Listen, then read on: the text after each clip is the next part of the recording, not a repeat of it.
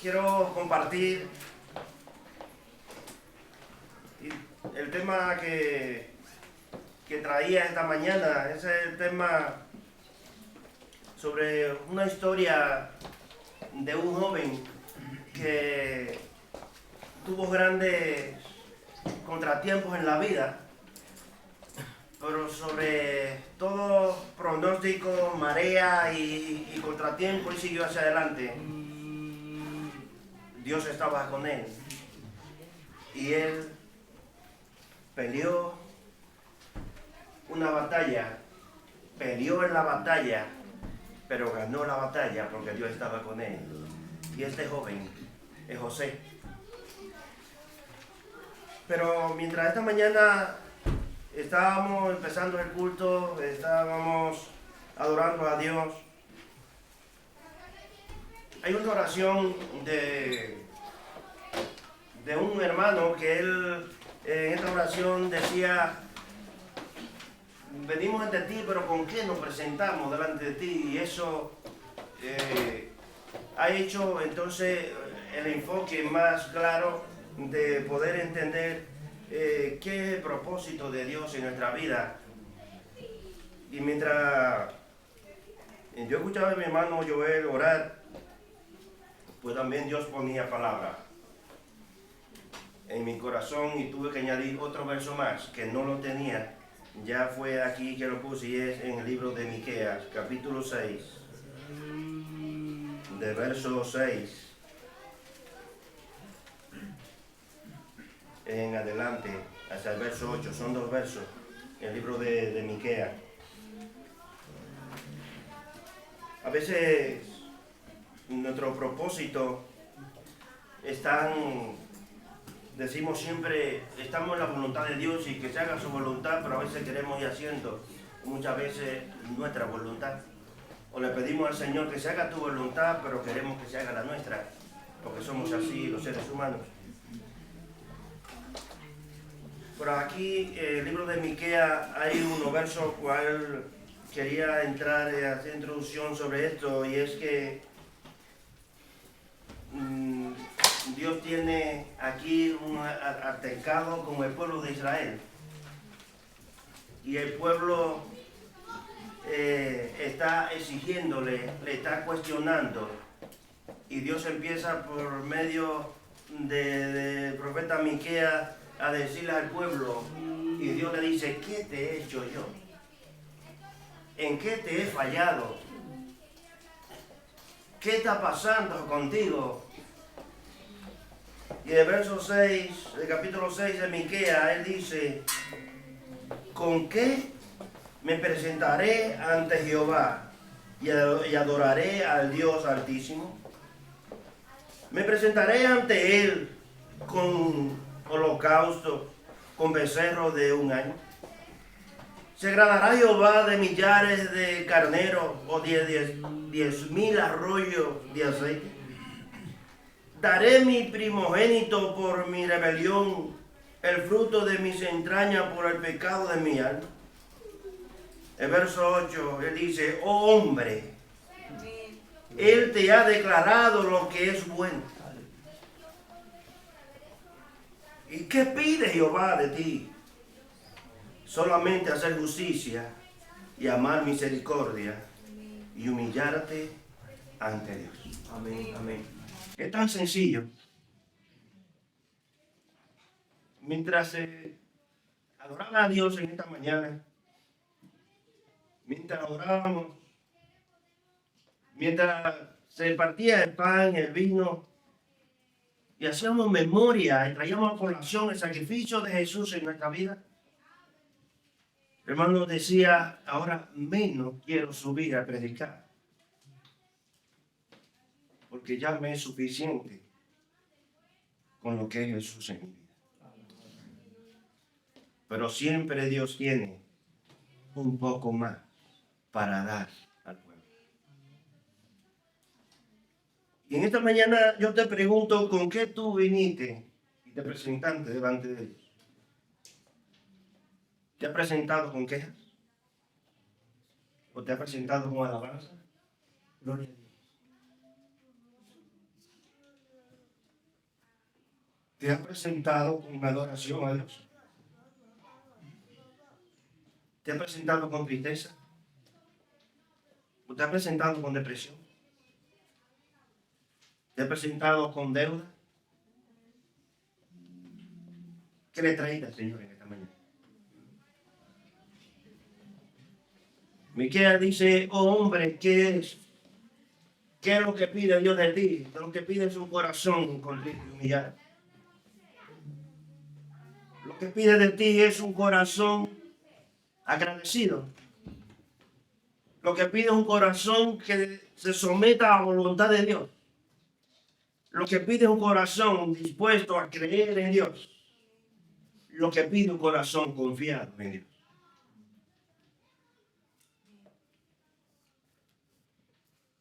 Hermanos, si a veces estamos pasando por circunstancias adversas, por ejemplo, enfermedad, momento difícil, crisis, oraciones no contestadas.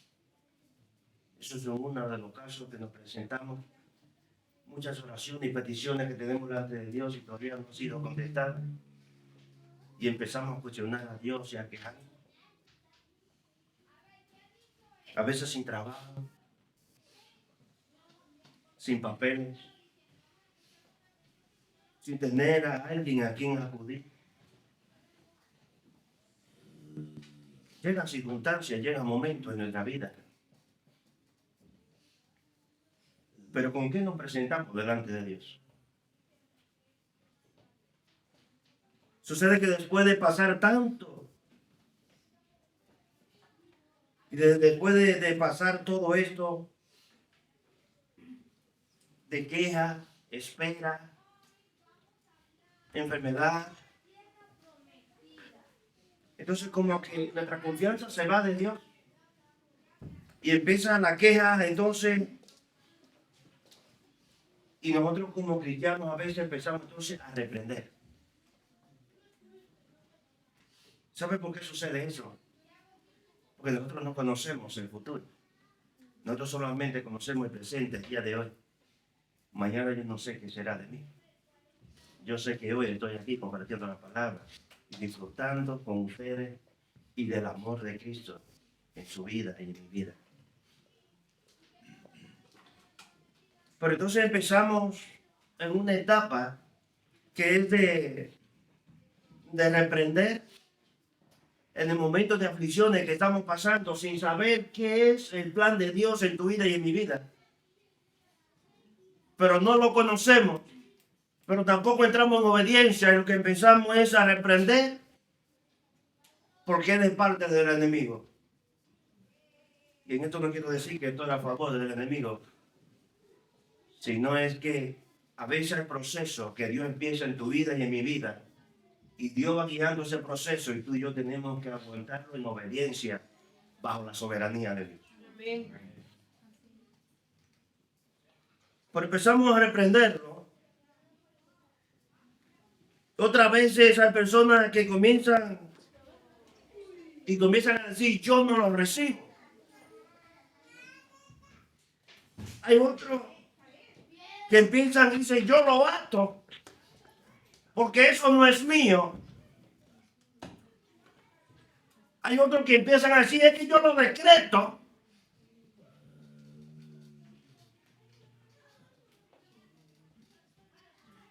Hay otros que empiezan a saltar para arriba y dicen, yo lo piso y lo piso.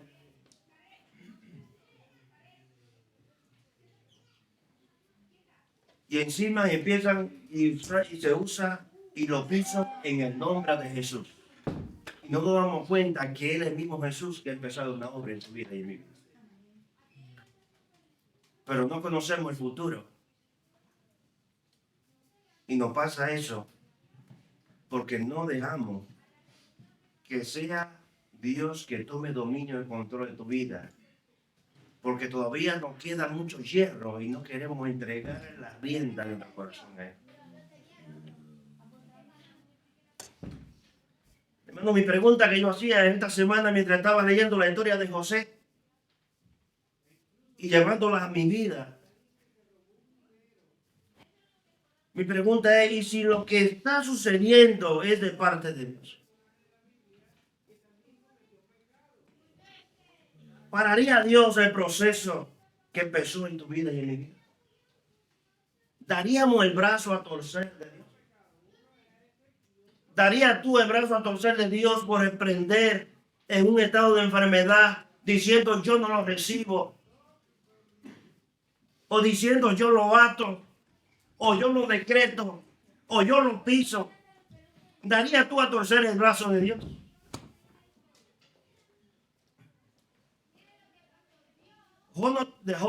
No dio a torcer el brazo de Dios en el proceso que estaba sucediendo, sino que él tuvo que decir, Dios dio y Dios quitó, bendito sea el nombre de Dios. Se depositó en la mano del Señor.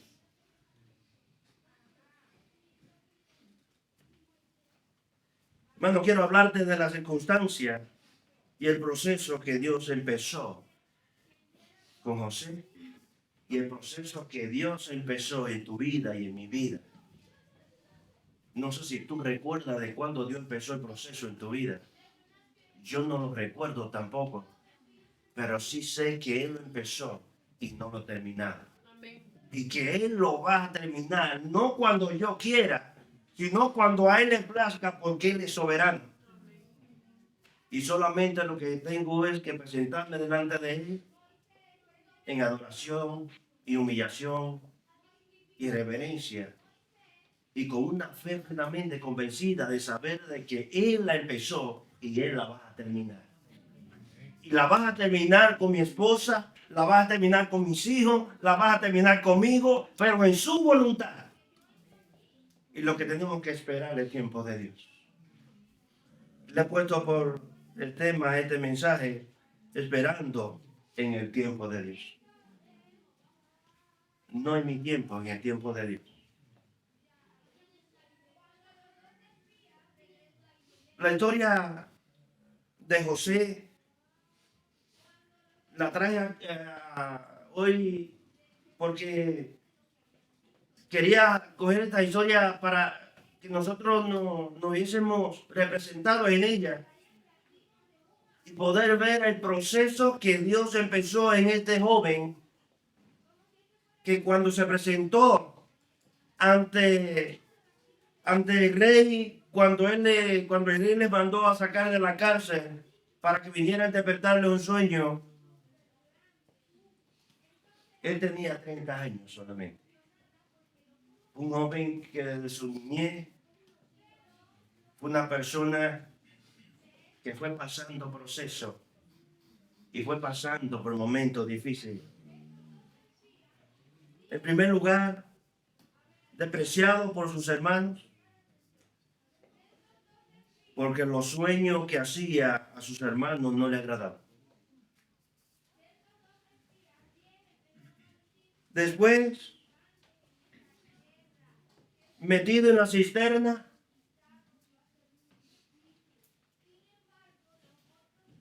según Génesis 37:24, él allí llega a ver a los hermanos cuando Jacob le manda a que viera a sus hermanos, le traía la noticia de ellos. Ellos le veían como que él era el chivato de la casa. Y cuando lo ven le dice, allí viene el soñador. Y traman contra él, meterle a la cisterna para matarle. Pero uno de ellos que no quiso, era Rubén. Este no quiso. Y mejor prefirió meterlo en la cisterna. Y después le vendieron. Metido en la cisterna, vendido por sus hermanos, por envidia, vendido a los ismaelitas, según Génesis 37:28. Después vendido a Potifar, capitán de la guardia del rey de Egipto. Acusado por la mujer de Potifar por el intento de violación. preso por la falsa acusación que le hizo la mujer. Pero hay una parte de esta historia y es que dice, pero Jehová estaba con José, según Génesis 39, el verso 21 y 23, y lo vamos a leer. Dice, pero Jehová estaba con José y le extendió su misericordia y le dio gracia en los ojos del jefe de la cárcel. Y el jefe de la cárcel entregó en manos de José el cuidado de todos los presos que había en aquella prisión. Todo lo que se hacía allí, él lo hacía. No necesitaba atender al jefe de la cárcel cosa alguna de las que estaban al cuidado de José, porque Jehová estaba con José y lo que él hacía, Jehová lo prosperaba. Un proceso que este joven fue pasando y en ningún momento, hermano, fui buscando en esa historia. Me fui a biografía, diccionario, comentarista y en ninguna parte he visto una queja de este joven en medio de este proceso que estaba pasando. En ningún momento atribuyó cosas algunas de que Dios le había hecho ningún mal, sino que en toda parte Dios le prosperaba y Dios estaba con él. Amén. No sé qué proceso tú estás pasando. ¿Qué momento difícil tú estés pasando? Lo que sí quiero decirte, que en el proceso que está pasando, Dios está contigo. Amén. Dios está guiando tu paso. Dios está en medio de este momento de enfermedad, Dios está contigo. Pero en este momento, proceso de duda, Dios también está contigo. En este momento de depresión, Dios también está contigo. A veces pensamos que Dios solamente está en la bonanza. Y cuando miramos adelante y miramos la prueba, decimos, Jehová es mi pastor y nada me faltará. Pero en la palabra nada solamente cogemos la parte positiva. No me faltará el trabajo, no me faltará la salud, no me faltará el dinero, no me faltará el hogar. Siempre cogemos el lado positivo, pero cuando miramos la palabra nada, nada incluye tanto lo negativo como lo positivo. No me faltará la enfermedad, no me faltará el luto, no me faltará los problemas. Son muchas las aflicciones que pueden llegar a la iglesia. Son muchas las aflicciones que te pueden llegar. El hecho de que tú seas cristiano no quiere decir que no te vas a enfermar. Hay personas que dicen, pero es que si soy cristiano, ¿por qué me llegan estos problemas? Sí te llegan porque eres cristiano. Y Dios tiene que probar. Dios no tienta, Dios prueba. El que tienta es Satanás. Por el Salmo 34, creo que versos 18 y 19 dice, muchas son las aflicciones del justo, pero de todas ellas le librará Jehová. Amén. Amén. Pero ¿qué empieza diciendo? Muchas son las aflicciones. Esto no quiere decir que no nos van a llegar. Van a llegar las aflicciones. Sí, muchas van a llegar. Pero de todas ellas nos librará Jehová. Amén. Él nos sostiene. Él nos ayuda a soportarla. Nos ayuda a sobrellevarla. Como estuvo con Job, también estuvo con José. Y también está contigo y está conmigo. Amén. Porque Él es bueno. Él es soberano. Él es Dios misericordioso. El Dios bondadoso. Hermano, pero Jehová estaba con José.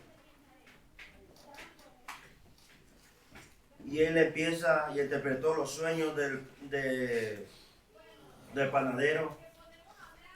Interpretó el sueño del copero, según Génesis 40, versos 5 y 8. Él estaba preso en la cárcel. Y mientras estaba preso allí, en ningún momento él cuestionó a Dios. por el proceso que estaba pasando, sino que él presentaba a Dios donde quiera que estaba, tanto con palabras, con hechos y en la vida cotidiana que vivía.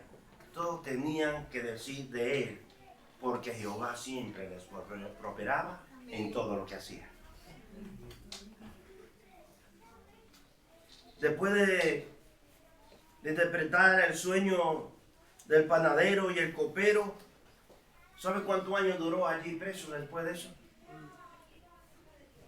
¿Sabe qué fue lo que le dijo cuando él le dijo el sueño del copero, que fue el que quedó vivo?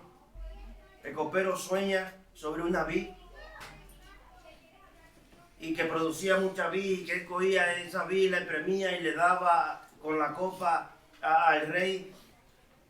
Y José le dijo: esas 3 vid que tú ves son 3 días. Y a los 3 días el rey levantará tu cabeza y te pondrá y restaurará tu puesto otra vez. Porque ellos habían delinquido delante del rey, tanto el jefe de los coperos como el jefe del panadero. Ellos habían hecho algo mal y el rey los mandó presos. Y José estaba allí.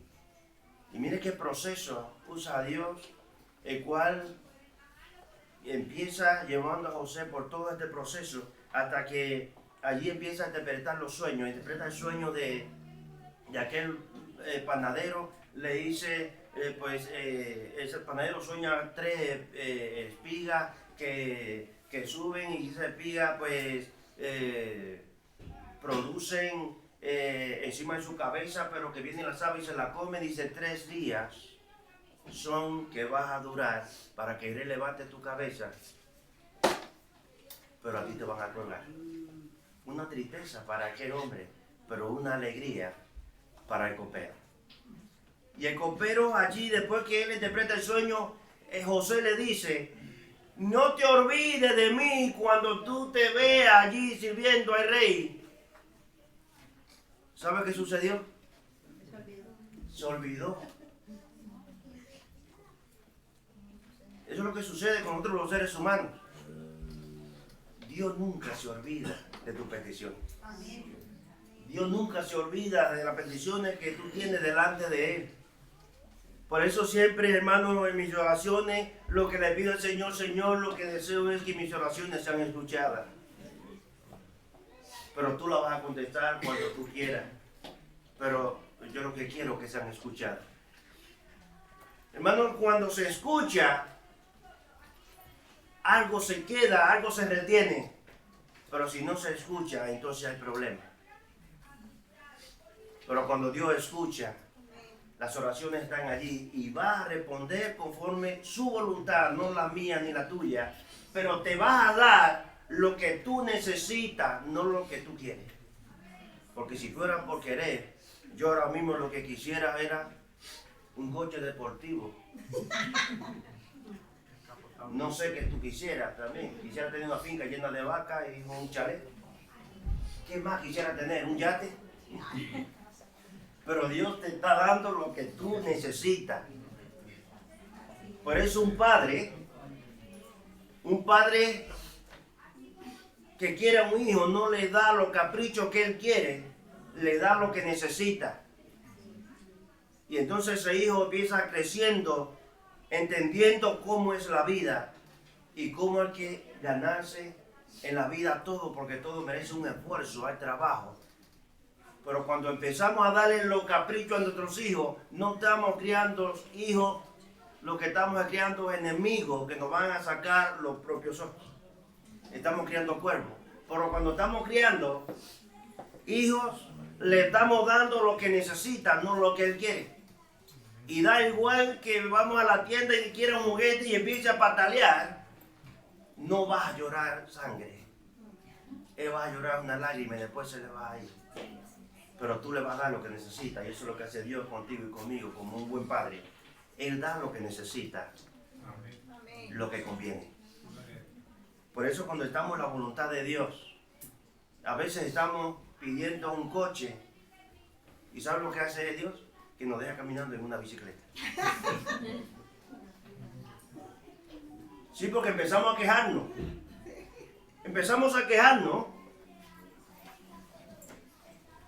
Y empezamos a quejarnos porque tengo 3 zapatos allí en el closet, pero resulta que ya están viejos y que yo quiero cambiarlos porque yo no tengo el dinero. Y no sé si te pasa a ti, pero a mí me ha pasado. Le digo a mi esposa, yo quiero comprarme unas chaquetas americanas, pues ya la mía está un poco ya viejita. Y abre el closet y dice, pero si veo 3, vea, hay 5 allí. ¿Y qué más quiere? Se está poniendo vieja, hay que comprar nueva. Hermano, ¿qué es lo que sucede? Que nos quejamos porque nos falta un par de zapatos y cuando miramos hacia adelante vamos a mirar a otra persona que le faltan los 2 pies. ¿Y qué es lo que está en nosotros? Que queremos cosas que no necesitamos y Dios siempre va a darte lo que tú necesitas, no lo que tú quieres.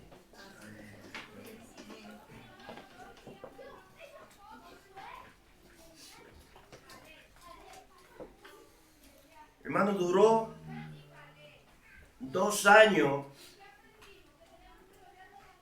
2 años tiene José preso allí, olvidado. Solamente Dios tenía cuenta de José. Y en el verso 40, en el capítulo 41 de Génesis dice, aconteció que pasados 2 años tuvo Faraón un sueño.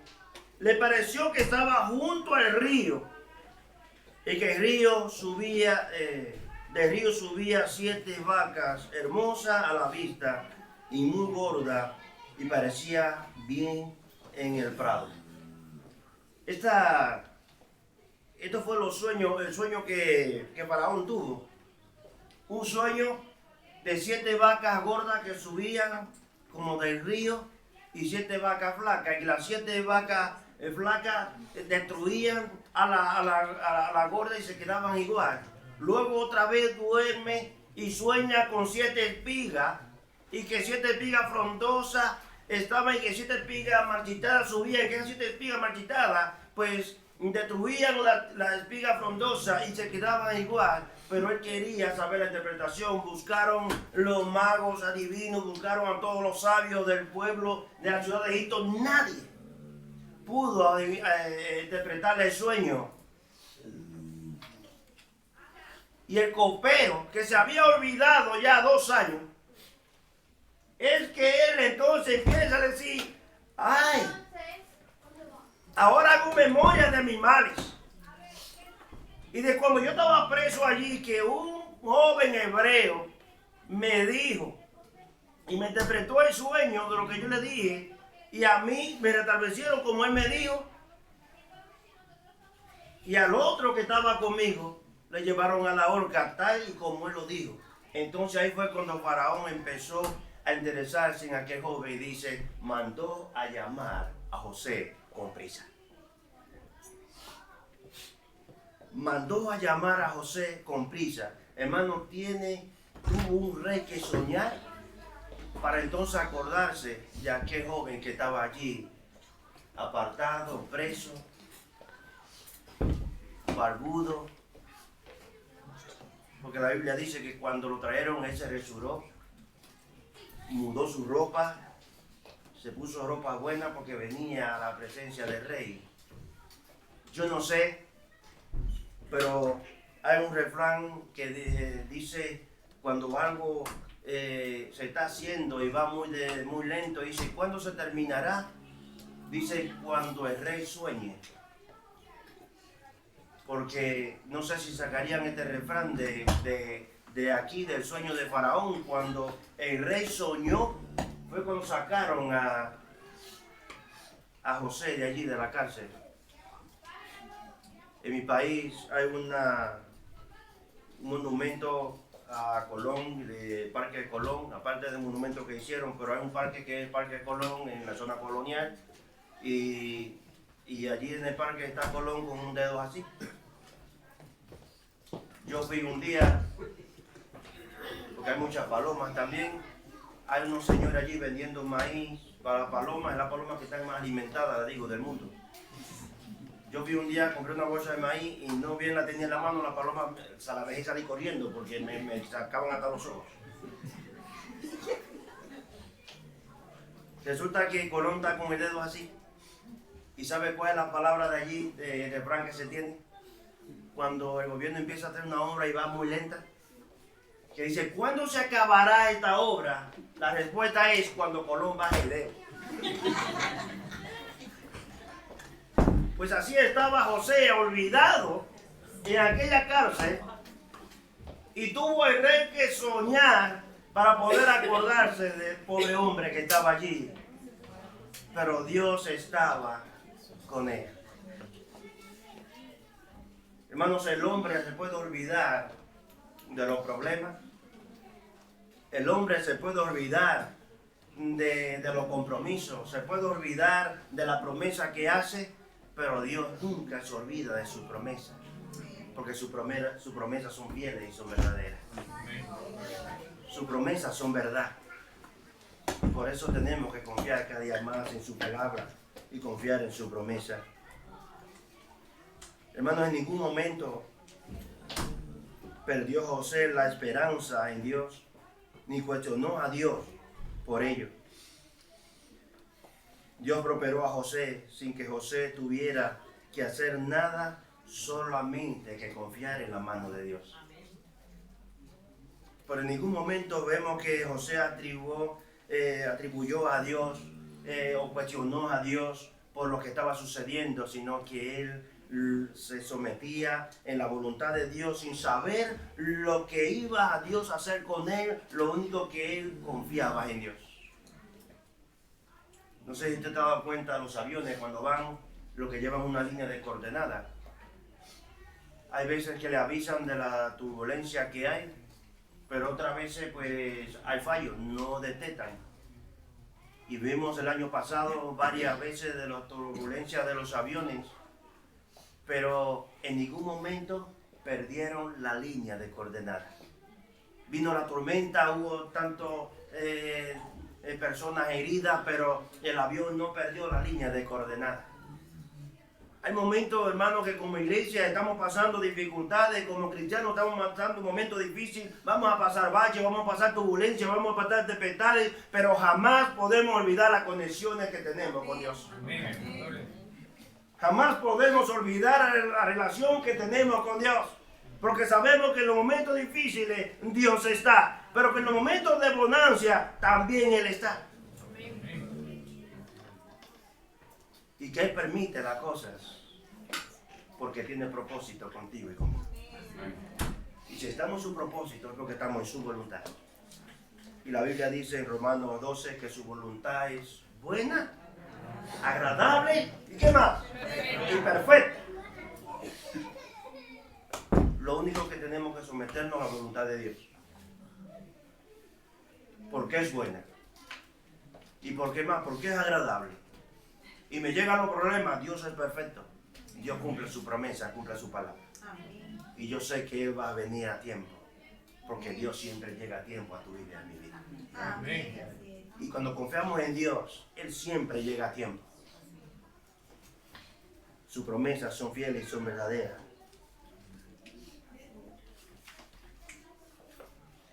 Hermanos, de ahí vemos que José, no quise leer porque sería la historia empezando desde Génesis 37 o de 35 en adelante hasta el 42. Vamos a leer la historia de José, pero es largo y se hace muy corto el tiempo, pero quise resumir un poco y podemos ver que José fue el número 2, después de pasar el proceso, después de él estar olvidado, 2 años después de él interpretar los sueños. El faraón sueña, le llaman a él para que interprete el sueño, interpreta el sueño, él le da el consejo a faraón de lo que tenía que hacer. Entonces le dice, tiene que buscar una persona que sea sabio, que pueda hacer todo esto. El faraón le dice, ¿por a quién más vamos a escoger si que no sea a ti. Pues si la mano de Dios está contigo, si tú eres el indicado para esto, mira a dónde fue el proceso hasta llegar a ser el número 2 en Egipto. Después del rey era José, porque Dios le había prosperado. Pero no le prosperó en su propia tierra, le prosperó en tierra ajena. Y yo no sé, hermanos, a veces venimos de diferentes países, aquí vemos una Macedonia de diferentes nacionalidades. Aquí quizás tú viniste por 3 años, el pastor Abel vino por 3 años, iba a hacer un ahorro, iba a ir allí a poner un negocito, y mira dónde está.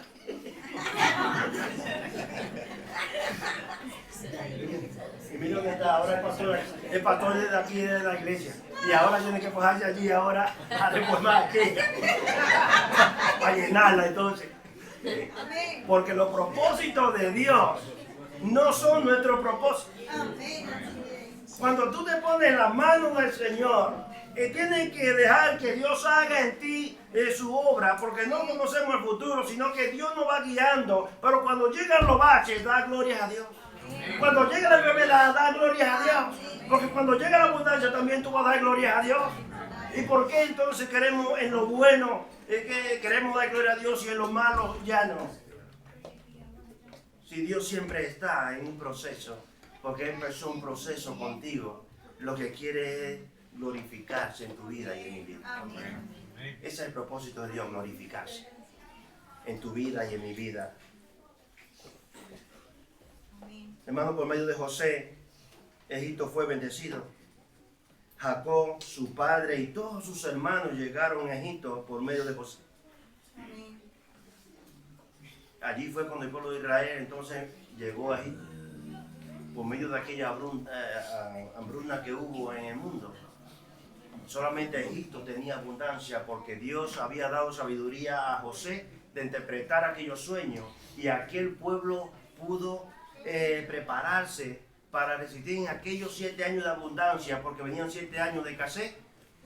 Y en esos 7 años de abundancia ellos recolectaron todo el trigo que pudieron, y cuando llegó esos 7 años de escasez tenían abundancia y pudieron ser de bendición. José fue de gran bendición. El pueblo de Israel, que es Jacob, llegó allí con 71 personas a Egipto. Y 71 personas, mire cuánto fue el pueblo que estuvo allí, que ya el pueblo de Egipto, cuando vio que estaba creciendo, él dijo, pero esta nación se está remultiplicando demasiado. Vamos a tratar de, cuando las mujeres empiecen a dar a luz, todas las que sean hembras las vamos a salvar, los que sean varones los vamos a matar. Allí hubieron mujeres que estaban preparadas y dijeron, no vamos a hacer eso.